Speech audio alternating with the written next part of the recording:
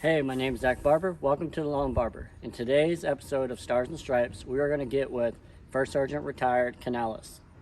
Watch the transformation, but stay for his story. Let's get started.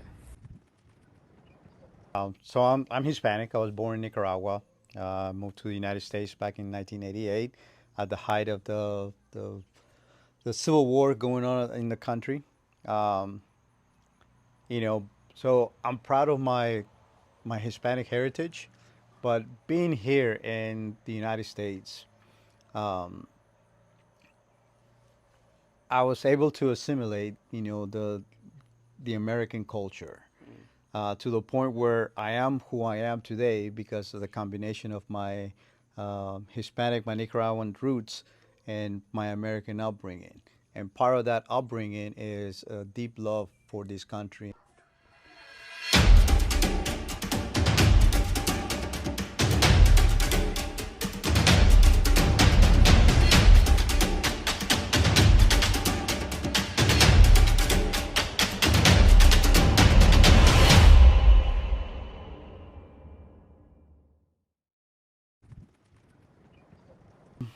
First Sergeant Gustavo Canales, just retired in July.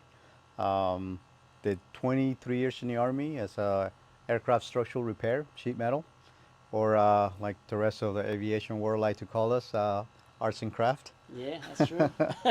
Had a lot of fun. One of the great things about being a aircraft structural repair and sheet metal is the fact that we're not aircraft specific, so we get to work on all the aircraft in the United States Army inventory. My first duty station was Korea. I was there in 2002, which was amazing, being that I'm a big soccer fan, and Korea and Japan got to host the World Cup that year. That's awesome. So that was amazing, And from there, I went to Hawaii. I was there for 5 years with the 25th Combat Aviation Brigade. We deployed to Afghanistan, and then we did the 15 months deployment to Iraq. You had a couple deployments with them, huh? Yeah, so, and they were about to go on another deployment, but that's when I decided to kind of We gotta go somewhere else. take a little break, and I volunteered for recruiting duty Oh, cool. because that was gonna kind of keep me stateside, Yeah. right? So I did that. Ended up going to Texas, East Texas, Lufkin, Nacogdoches area. We're part of the Houston Recruiting Battalion. From there, the Army figured that I wasn't punished enough being a recruiter, so they sent me to Fort Drum, New York. Oh man, that sounds terrible. That's like one of the spots that I will never, or I don't ever want to go to. Like, I Yeah. don't know why. Like everybody that ever goes says it's really good, It, but yeah. like just thinking about the amount of cold and just Yeah. And it was. So my family and I, we're from Florida, so being all the way in upstate New York, where they measure snow by the feet and not inches. hell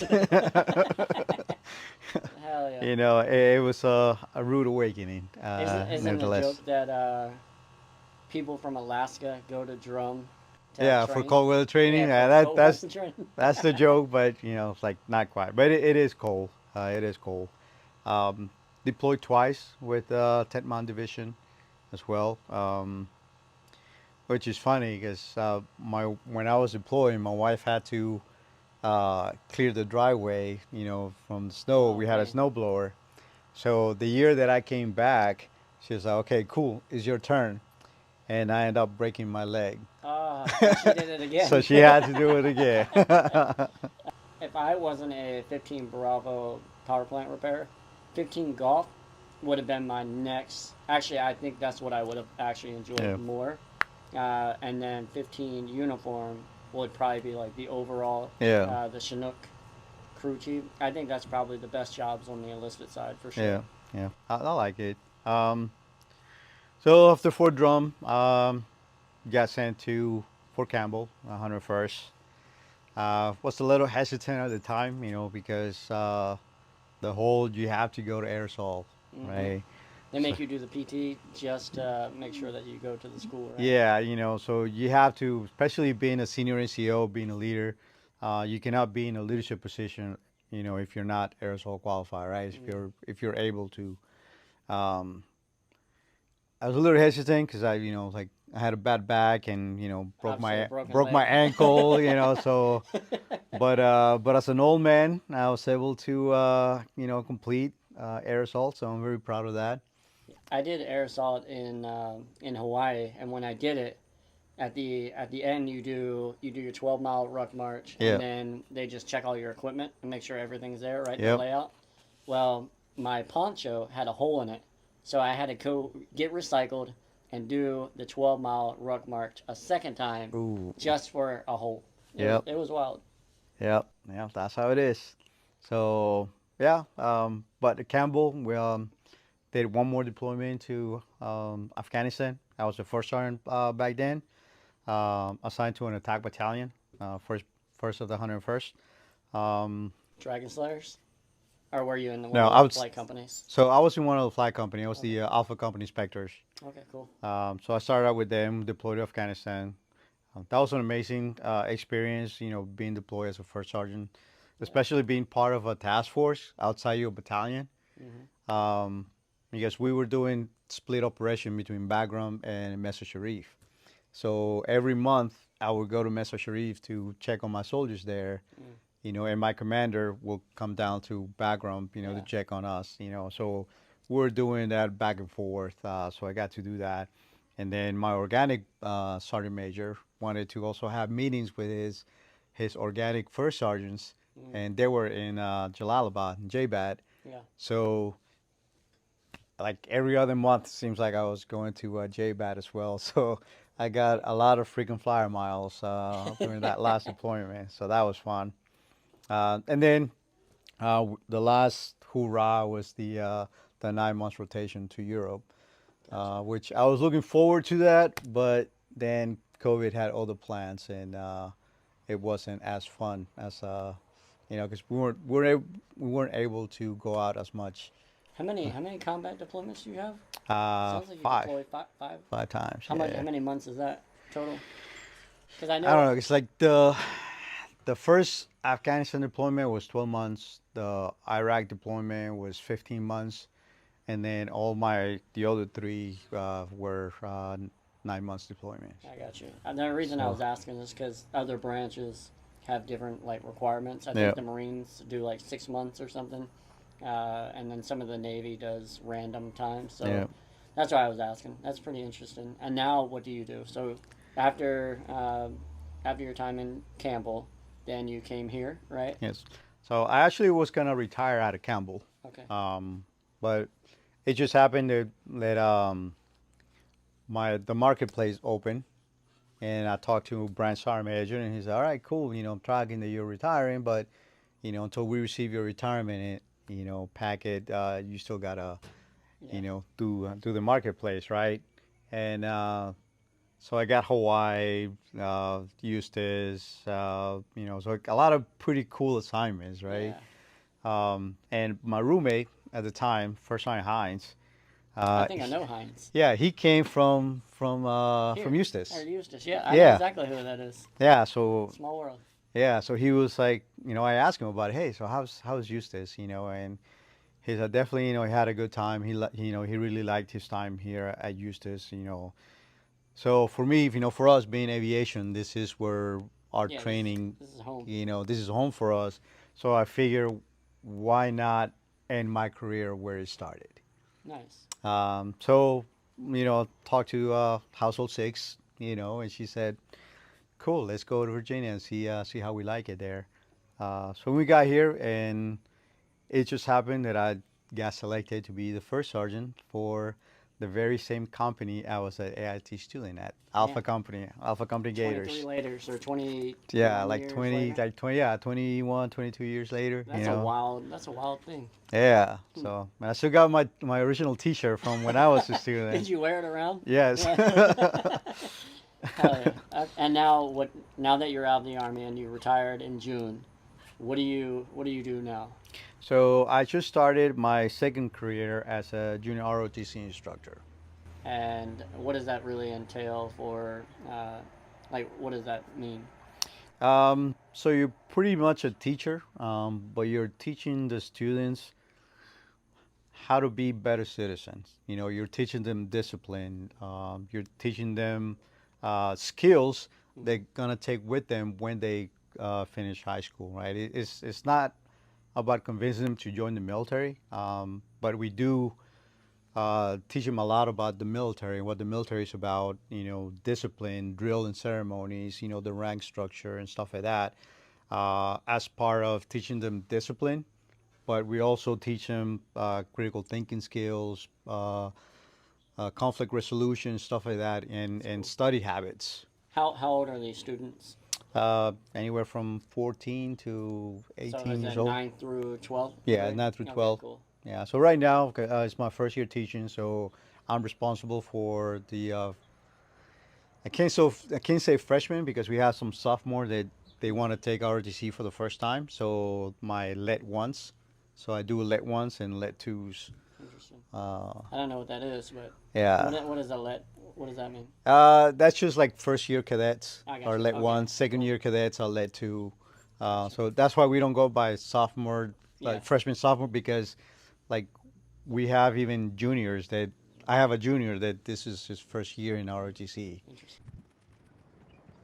Sounds like you had a pretty, really like a pretty amazing career. Minus going to drum. Like, I Yeah. wouldn't personally like that. That's like drum and Riley are the two bases that I want nothing a part of. You know what I Yeah. mean? And I've been pretty fortunate just going to different places. But what would you say, like, since you've been in or you did 23 years and now you're continuing serving in a different capacity, how has the Army really shaped you? So it's an interesting question. I have this assignment that I gave my students, and it's like you get to know you, where they have to do kind of like a PowerPoint presentation. And so I did the assignment myself to kind of show them, hey, this is what I'm looking for, right? Um, so they got to pick out of 10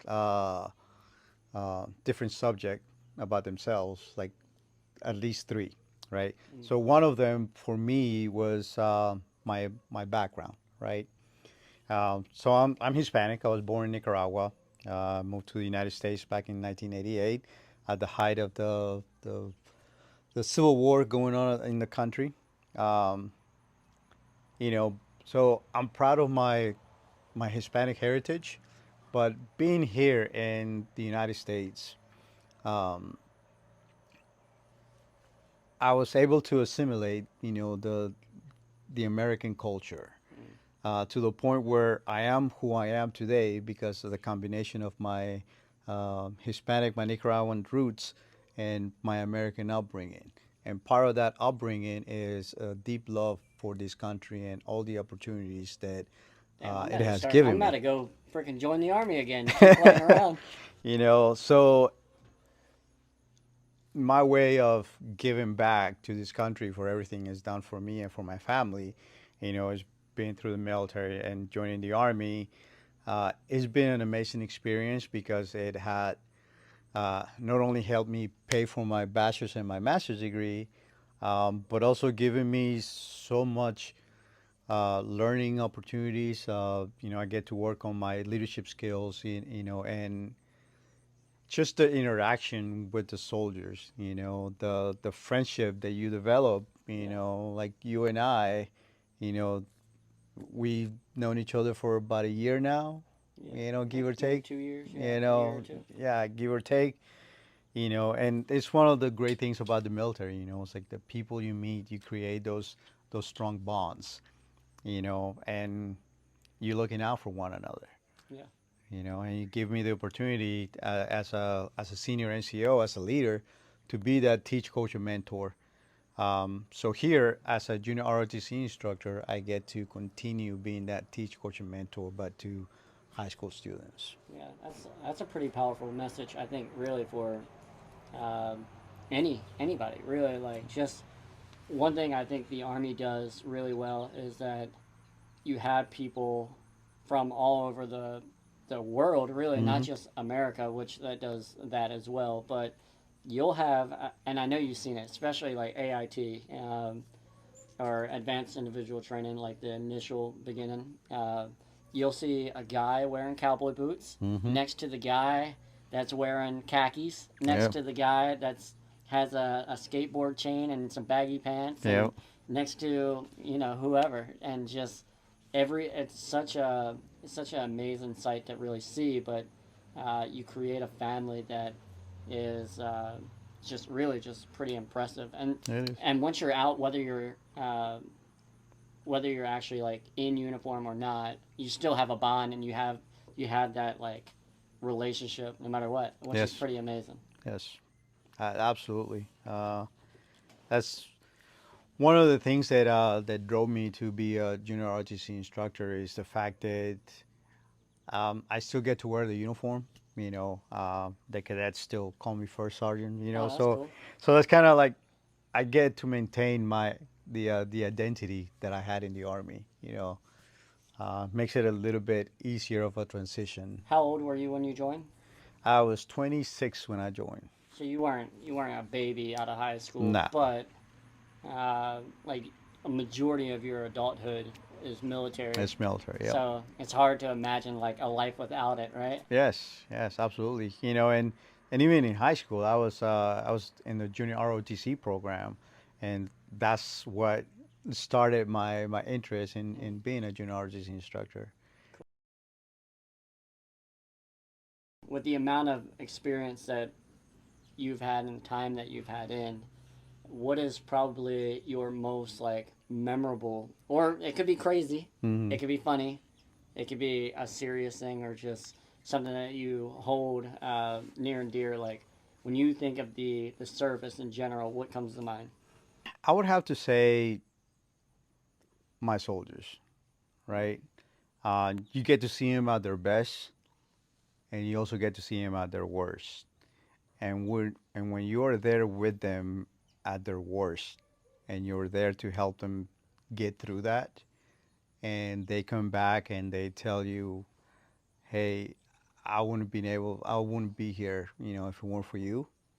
Uh, that's amazing. Um, at Fort Campbell, I had this one soldier. It was actually one of my soldiers, when I was at Fort Drum, and when I finally my last assignment at Campbell as a first sergeant was with Delta Company, Mm-hmm. Dragon Slayers. Um, he was already on his way out. He already submitted his packet to ETS to get out of the army. Um, so I was only there with him for a couple of months, and he told me, if you would have been here a month earlier, I would have stayed I, in. I would have stayed in. Damn. And that crazy, like the people that you surround yourself with dictates like the way you feel about like the organization, or if you have the right leadership, it makes you want to go above beyond for that Hmm. person or for the organization as a whole, and it's just a culture of just winning. Yes, absolutely. And that's what it's all about.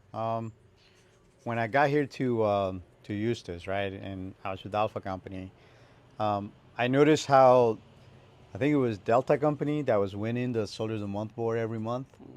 So I'm like, no, we're gonna change that. That's gonna be like Yeah, it's our us. thing, right?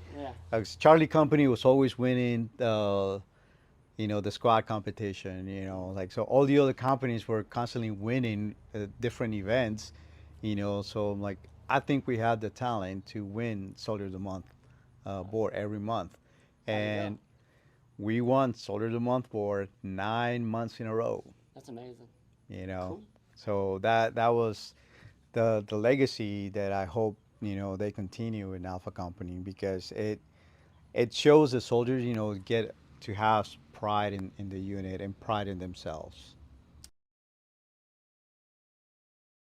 I guess really for the last question, like what would you tell the next generation about your time in the service?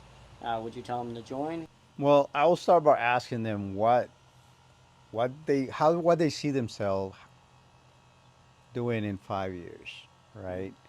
Um, do what do they want out of life? And based on that, because being in the military, like you can go to college, you learn the trade, Yeah. basically, right? And you are doing something, you're being a part of history when you think about it.